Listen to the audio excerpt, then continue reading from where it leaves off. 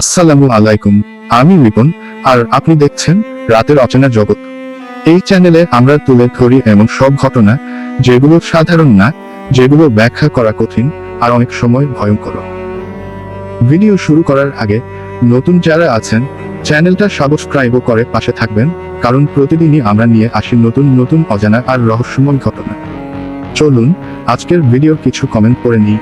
তানভীর আহমেদ লিখেছেন, ভাই আপনার গল্পগুলো শুনলে সত্যি মনে হয় একদম বাস্তব লাগে। রিমা আক্তার লিখেছেন, রাতে একা শুনতে ভয় লাগে, কিন্তু না শুনলেও শান্তি পায় না। মাহিন হাসান লিখেছেন, ভাই প্লিজ গ্রামের ঘটনা বেশি দেন, ওগুলা অনেক ভয়ঙ্কর লাগে। আপনাদের সবাইকে অসংখ্য ধন্যবাদ, আপনাদের সাপোর্টই আমাদের এগিয়ে যাওয়ার শক্তি। এবার চলুন আজকের ঘটনাটিতে যাওয়া যাক। আজকের ঘটনাটি আমাদের কাছে এসেছে একটি ইমেইলের মাধ্যমে। একজন ভাই তার নিজের জীবনের একটি অভিজ্ঞতা আমাদের পাঠিয়েছে। তার নাম আমি ঠিক যেভাবে তিনি লিখেছেন সেভাবেই পড়ছি। আসসালামু আলাইকুম ভাই রিপন, আমার নাম সাইফুল ইসলাম। আমি নরসিংদীর একটা ছোট গ্রাম থেকে আপনাকে লিখতেছি। এই ঘটনাটা আমার নিজের সাথে ঘটেছে, আর আমি এখনো এটা ভুলতে পারি না। এরপর তিনি যা লিখেছেন আমি ঠিক সেভাবেই আপনাদের সামনে তুলে ধরছি। ঘটনাটা প্রায় 3 বছর আগের। আমি তখন গ্রামের বাড়িতেই থাকতাম। আমাদের বাড়িটা একটু নিরিবিলি জায়গায়, চারপাশে ঝোপঝাড় আর একটু দূরে একটা পুরানো বটগাছ। আমাদের গ্রামে একটা কথা খুব প্রচলিত ছিল, ওই বটগাছটার নিচে নাকি রাতে কেউ যায় না, গেলে নাকি কিছু একটা অনুসরণ করে।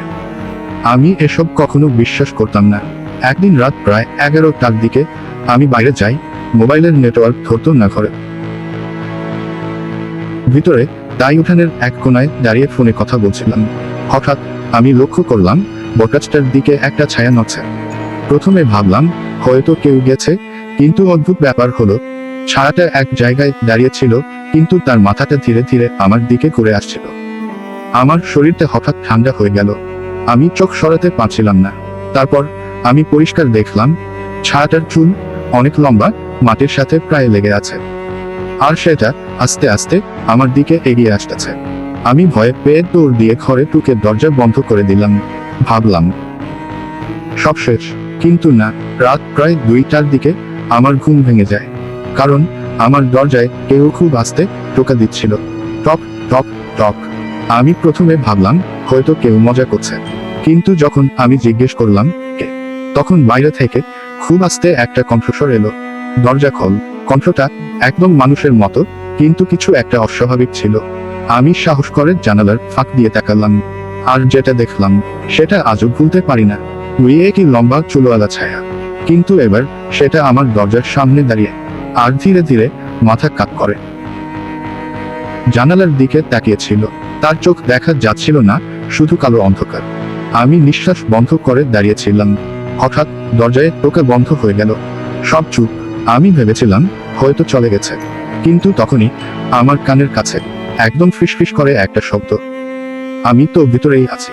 এরপর কি হয়েছিল আমি কিছু মনে করতে পারি না। সকালে আমাকে ঘরের মেঝেতে অজ্ঞান অবস্থায় পাওয়া যায়। এরপর থেকে আমি কখনো ওই বাড়িতে একা থাকি না, আর আজও মাঝরাতে ঘুম ভেঙে গেলে মনে হয় কেউ একজন আমার দরজার বাইরে দাঁড়িয়ে আছে। এই ছিল আজকের ঘটনাটি। আপনারা কি মনে করেন, এটা কি সত্যি কিছু অজানা শক্তি ছিল, নাকি অন্য কিছু? কমেন্টে অবশ্যই জানাবেন। আর যদি আপনার কাছেও এমন কোনো ঘটনা থাকে আমাদের ইমেইলে পাঠাতে পারেন। নতুন যারা আছেন চ্যানেলটা সাবস্ক্রাইব করে পাশে থাকুন। আর যারা সবসময় সাপোর্ট করেন আপনাদের জানাই অসংখ্য ধন্যবাদ। আমরা আবার ফিরে আসবো নতুন কোনো অজানা আর ভয়ঙ্কর ঘটনা নিয়ে।